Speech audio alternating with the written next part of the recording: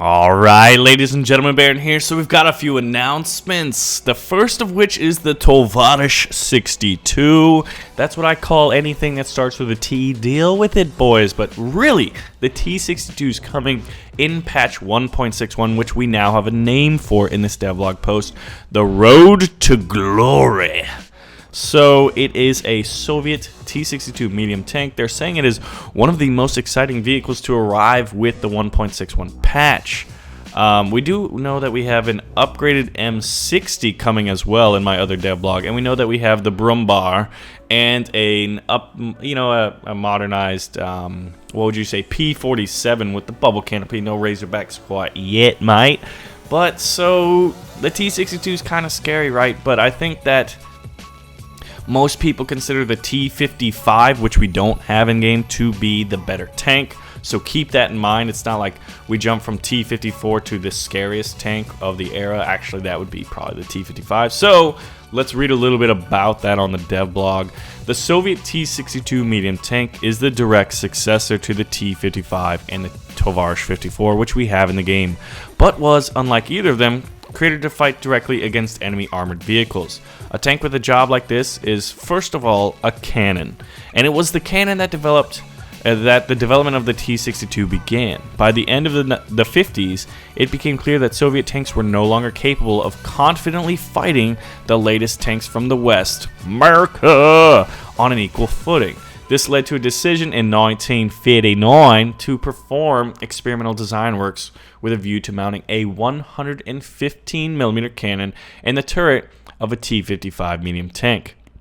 After tests in the factory and on the training ground, the vehicle was designated the Tovarish 62, and the first series rolled off production line as early as 1961, which we all know that in War Thunder, the 1960s precedent has already been set many, many patches ago.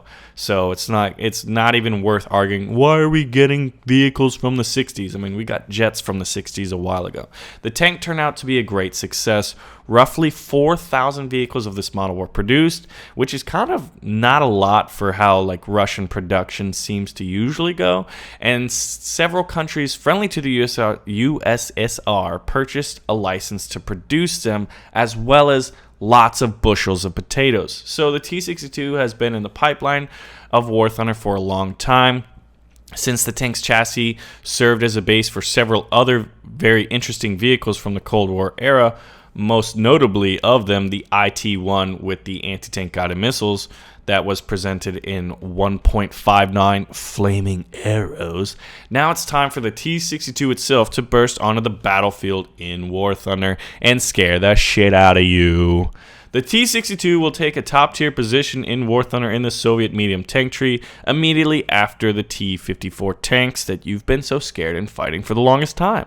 The T-62 has identical armor to the T-54 and comparable mobility, but a more powerful cannon with two types of armor-piercing, fin-stabilized, discarding sabot shells, high explosive shells, and of course, a hollow-charged, non-rotating shells with the ability to pierce armor up to, holy fuck, my balls just, I think, went inside my body, up to 440 millimeters in thickness.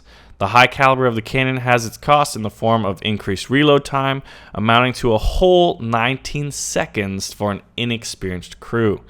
The T-62's chief opponent in the game will be the top-tier tanks of the United States of America, Great Britain, primarily the M60, the M60A1, which is new, and the Chieftain Mark III with only its sabot rounds. Wah, crying.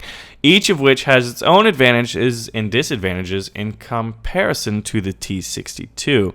As for which tank is to become the most effective in highly ranked battles, that's up to the players and us at the Gulag machine making them. I mean, let's be honest. To the front, tankers. See you in War Thunder Update 1.61, Road to Glory. So, I mean, I try to shy away from a lot of the tanks that are kind of played the most or overplayed the most, or the ones that have the most fear and just kind of a little bit of a hashtag mad about them.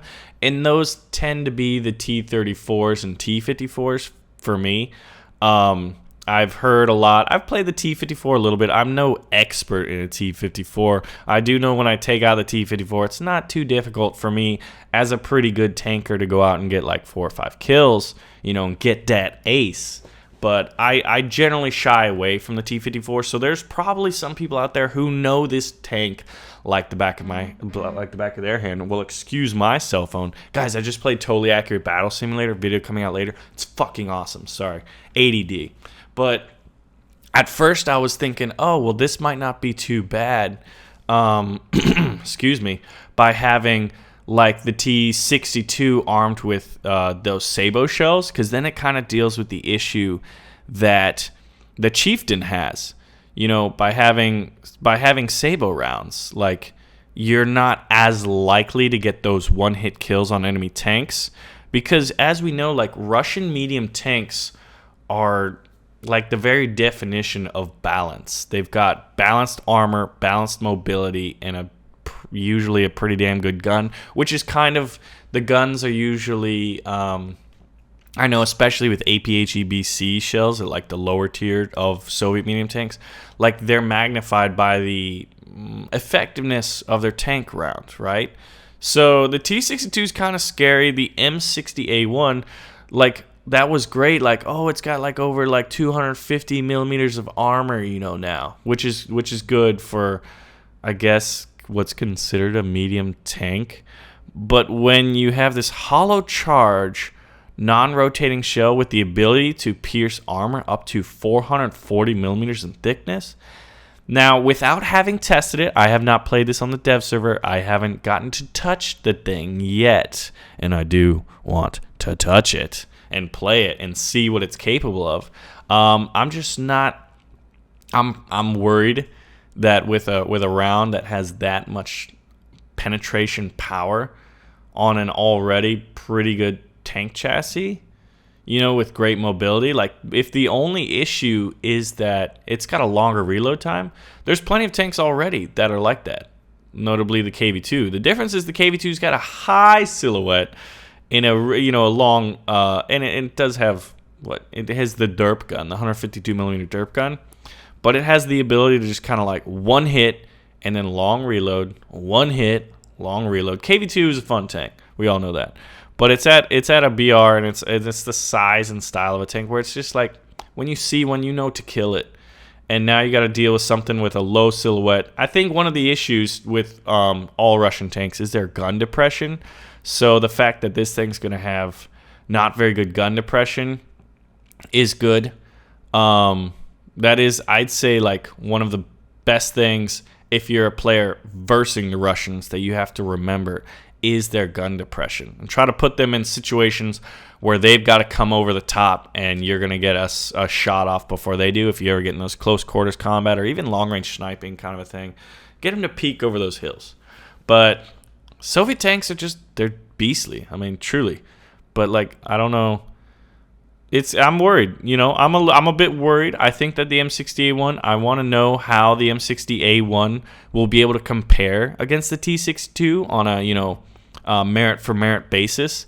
The Chieftain Mark III, I wouldn't say is going to be able to combat it as well, given the fact that it doesn't have fin stabilized heat rounds, which are basically the god round of the upper tiers, kind of like APH-EBC are at the mid to lower ones. And now we've got those new American shells, which are good too. But, those British, yes, they got fine tea, terrible dental work, and, an Indian dish as their national dish. But, I mean, they're going to need good rounds too to fight, So I'm curious as to see what the British will get. Because I think the Americans will have a decent chance, but the British need something to come along other than what is arguably, in my opinion, the best looking tank, the Chieftain Mark III in the game.